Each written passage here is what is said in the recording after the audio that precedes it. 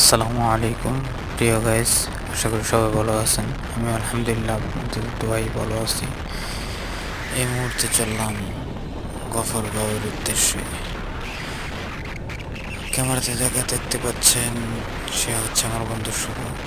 সে ভিতরে শপিং করতে যাবে, সাথে আমি তার সাথে গেলাম।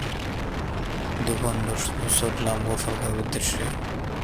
তো সবাই ভালো থাকবেন, সুস্থ থাকবেন। আল্লাহ হাফেজ।